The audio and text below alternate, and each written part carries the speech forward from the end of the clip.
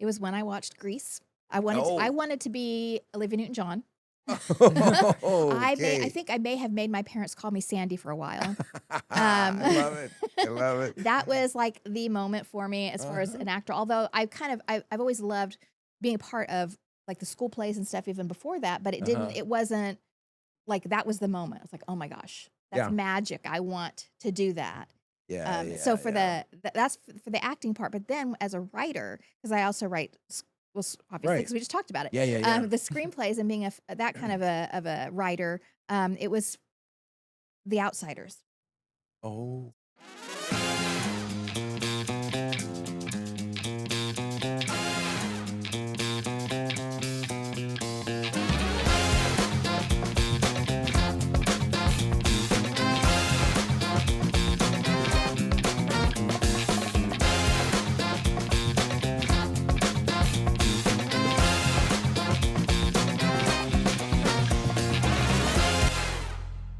Well, welcome to the 6th episode of The Heroes Live on Air. Wonderful prop that's been given to us. So, thank you for joining us on this event. If you haven't seen the other 5 episodes so far, please feel free to dip into those. But I just want to introduce myself again. I'm Tom Trese, the creator of The Heroes. I practiced neurology for 38 years in Fort Worth. But on retirement, I felt the urge to write about stories that were appearing in the newspapers, particularly about people that did heroic things to confront the strange and unusual and challenging things that are happening in our country. So I wrote a book called The Heroes. It came out in 2022. And then because I always really wanted to write a movie based on this, I adapted the first part to The Heroes script, which won 7 best nominated. Didn't win, but it was nominated for 7 best feature film scripts around the country, and most of those were secular and not Christian. You see, it's a Christian work, but it's for unchurched people. It's for people who've been hurt by the church as well as practicing Christian. So the screenplay received a bunch of acclaim, and so I was then encouraged to make a proof of concept, which is a short film that shows the basic plot and introduces people to the characters. And that won Best Short Film in the LA International Cinema Awards just this last fall. So, buoyed with all that success, I went off to the American film market and was able to secure a deal for distribution of the film upon completion by Film Hub, and hopefully that will be in the fall. We're hoping to shoot this thing in the summer, and we have wonderful actors that some of whom you've already met, and another one you're going to meet in just a minute. Renee Michaels is sitting right next to me. But before we meet her, I want to reintroduce to you the hardest working man in the podcast business, Bryan Fernandez. You know what? I love this intro. Every single episode just makes me feel amazing. So shout out to Tom for that. But hey everybody, welcome. Saludos a todos. Hope everyone's having a great day so far. Just like Tom said, sitting next to us, we have an amazing guest joining us. We have Renee Michaels, who plays Martha in The Heroes. And we're so excited to talk to her about her character. So if you want to go ahead and dive in and let us know who Martha is in this amazing film and in the story of The Heroes. Wow. Yeah. Okay. Well, Yes. So Martha Van Dyke is a mother, basically a single mom. She was working as a waitress. Cocktail? No, not that. But she was working as a waitress, and she ends up with at a church event, and a shooter comes, and she has to defend and protect her daughter, and so she basically takes a bullet for her daughter. Yeah, and so this is kind of her journey into the story that Tom wrote. Yes, and we did, the audience may not remember, but we did the TikTok ads, Instagram ads of you as Martha coming to Nashville, and in that I wrote you a short piece about talking about how it felt to do that. Mm.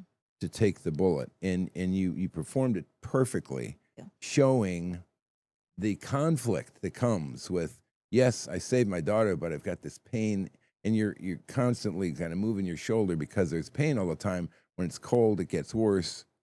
And thank you for showing that. Oh, You know, because thank you. a lot of heroes, you know, if you give a person a kidney, that's wonderful, but you don't live with pain for the rest of your life. If you pull somebody from a car, that's great. You're a hero, but you aren't injured. But to actually sustain an injury. So thanks. Yeah, thank you. Yeah. So tell me, does any of we talked a little bit about Martha's backstory. Does any of that backstory jive with you or other characters you've played?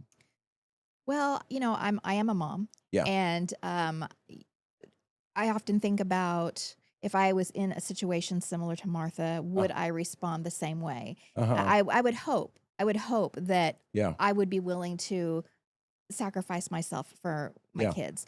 Yeah. So in that way, I can relate being a mom. Being in Oklahoma because she's from Oklahoma. Yeah.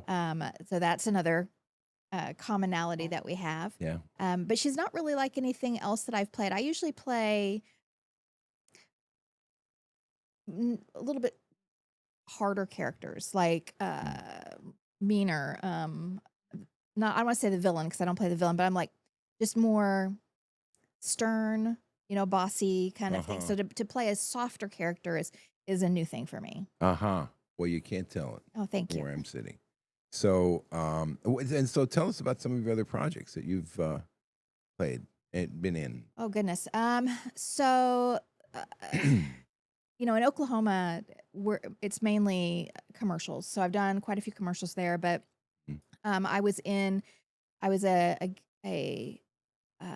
played a role in a film or a TV series called Fairwood, which hasn't aired yet. It's season 2, but I was got to play. It's such a goofy show if you've ever seen Fairwood, but like you're just kind of hokey, and so I got to play kind of a little ditzy kind of character, which I do play ditzy too. I forgot about that. I play ditzy characters as well. That's so anyway, got to play her, and that was probably my I don't want to say favorite, but it was more of just like a boost in my career. Mm-hmm. And so I really, really enjoyed that. Waiting for that to start airing. But as far as anything meaningful that I've done besides the heroes, I would say that more so stuff that I've done behind the camera. And I'm actually an actress first, like that is my preference. But a lot of my work has been behind the camera, and some of the most meaningful stuff that I've done has been I have a series called Haven, the web series. We did this several years ago, but it has won. I just happened to have a conversation with somebody about this not too long ago. I think we got like 14 awards for this. Wow. Yeah, for this series. What's the name again? It's called Haven.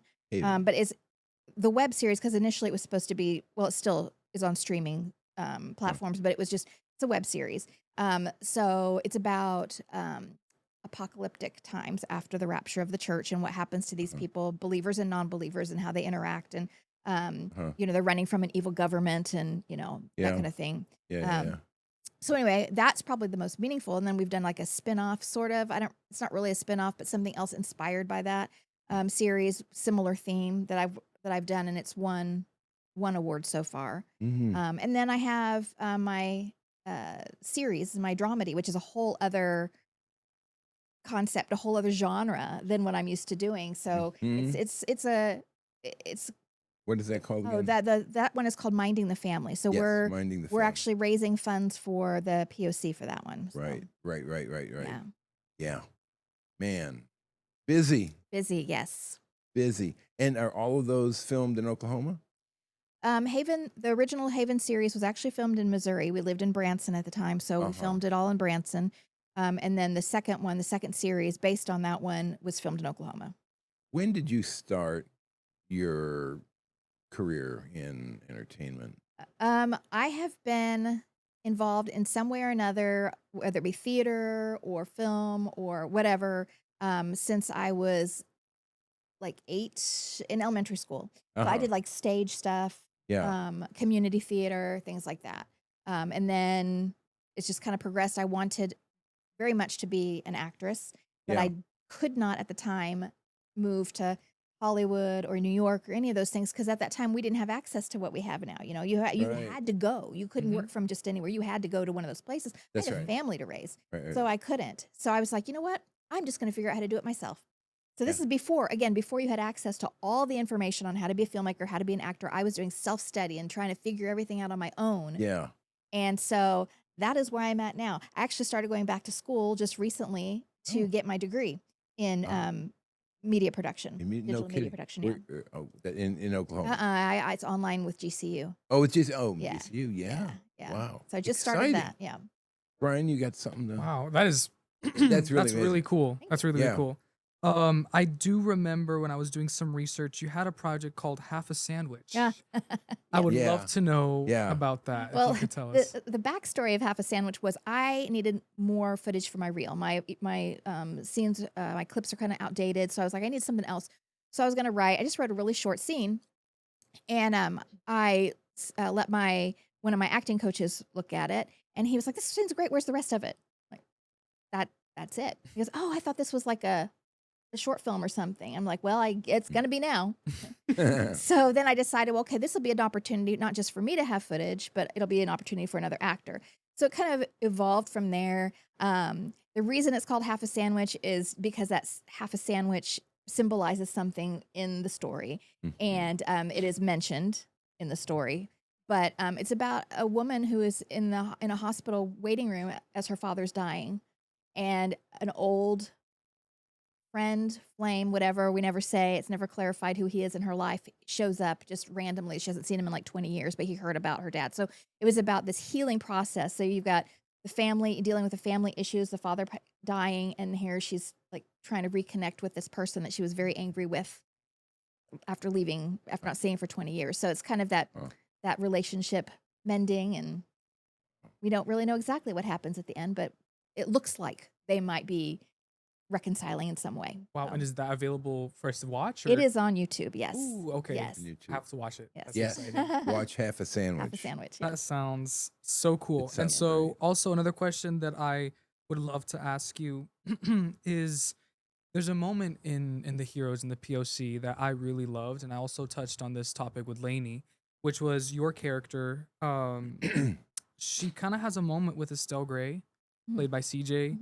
And I think it's very heartwarming to see this moment of women uplifting other women. And Yes. I mean, what I would love to know your take on that part in the scene, but also how important do you think empathy should be within our society? And if Martha was a real human being, where do you think she would go, or volunteer, or? Oh gosh, that's a good question. So as far as the scene goes, I just looked at it like how would I react in real life if I saw somebody hurting, or even how would I want somebody to respond to me if I was hurting, and having that even though not understanding what's going on, at least being that person who is empathetic and helps in some way through prayer or just encouragement or something like that. So I kind of approached it from that perspective, like how Yeah. would sorry microphone No. how would I respond, or how would I want somebody to respond?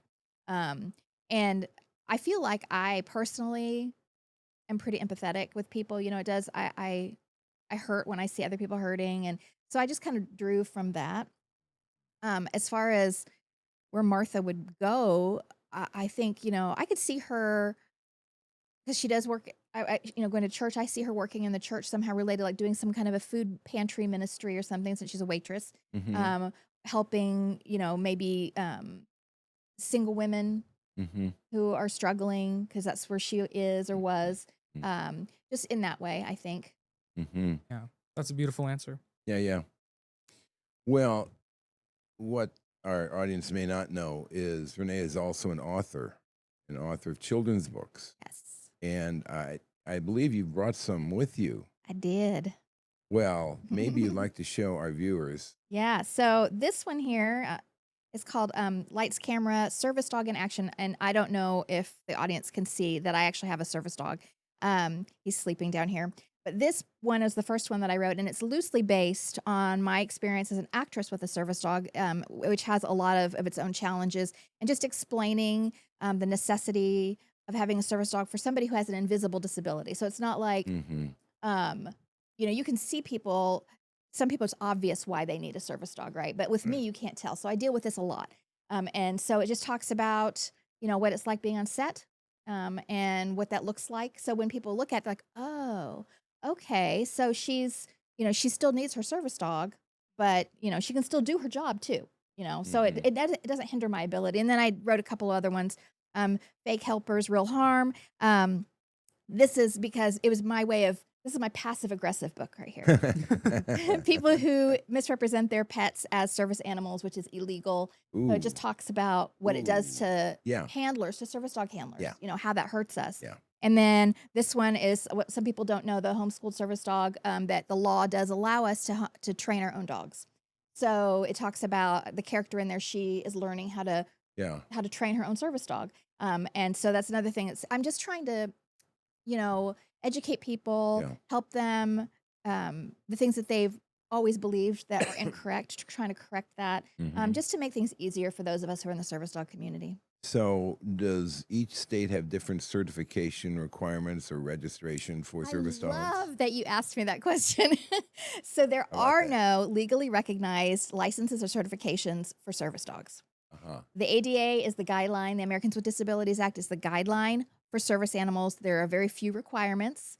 The dog has to be under control at all times. Has to be have good public manners, and that's and they have to alert to their handler's disability. That's it. Or they have to have a task that mitigates. They don't have to alert. They have to mitigate a task or mitigate that disability with some task or some job that they do. Uh-huh. So that's it. So there is no licensing, there is no certification. So when people go to a store or they buy one of these vests that say service dog and they're putting it on their pet and they go in and they show um, somebody at the store, they're breaking the law. They show what? Like the card that says, "Hey, there's my certification. This is my Oh. dog's ID. Oh. He's a service dog." So Or that's even a service dog bogus. vest. He's wearing a vest, so he's obviously a service dog. It's Uh-huh. actually illegal, and in a lot of states, it's a misdemeanor. Some states have pretty hefty fines for people who misrepresent their pets. It's a misdemeanor to show fake To misrepresent your pet as a service dog. fake So license. Yeah. so yeah, Okay. so if you go into a store, if there's Yeah. a sign on the door that says no pets allowed, and you walk your pet right in there Yeah. without saying anything, even if nobody says anything, you are already misrepresenting your pet because you saw the sign that said no pets and you took your dog in there or your whatever animal in there or with knowing that that's what that sign says. So you are in essence saying my animal is a service animal. So that's a misrepresentation and it's illegal. Wow. Yeah. What are the consequences of that? It depends on each state's different. So Yeah. some have a misdemeanor. Well, and it's growing because I keep seeing on the news the list keeps growing of states that are, you know, making this a crime. Yeah. So the fines vary. I mean, some are not Yeah. hugely. And just to not to beat this to death, but Yeah. do you have to register? And you don't have to get a license, but you have to register online or something that Fido is a service dog. No, you don't. Nope. No You registry. don't. No nothing. Okay. Okay. Nope. Nothing at all. Okay. Well, I think we've covered that. Yeah. Yay. No, I think that's Yay. really, really cool that you elaborate on that. And I remember you're one of the first people I actually met on set for the Heroes. And when I saw you with the service dog, I thought that was really, really cool.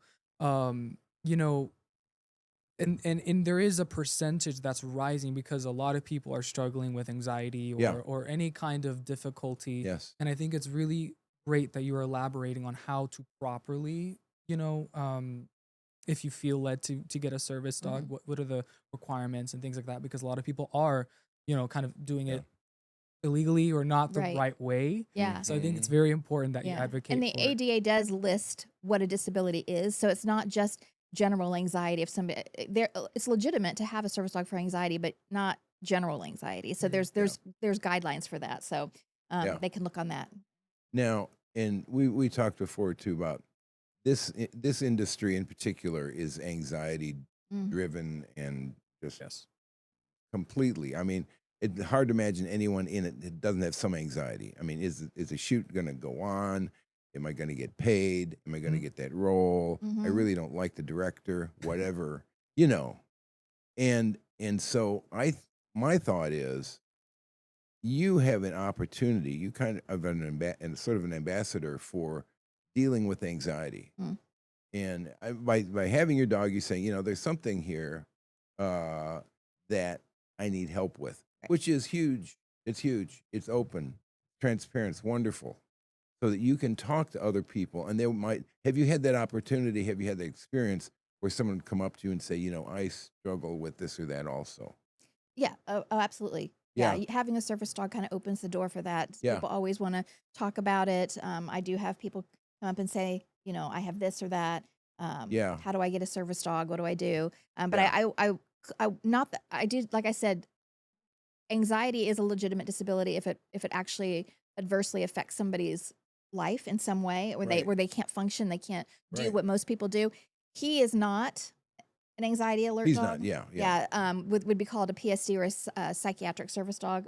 He is not, but he does alert to that as well. yeah, So it's a legitimate task, and it's great when he's able to do it, because I do have really bad anxiety, and I'll dissociate and all the fun things that go with having severe mm, anxiety. yeah, And it's great when he does it, but that is not his primary task. yeah, yeah, yeah. Yeah.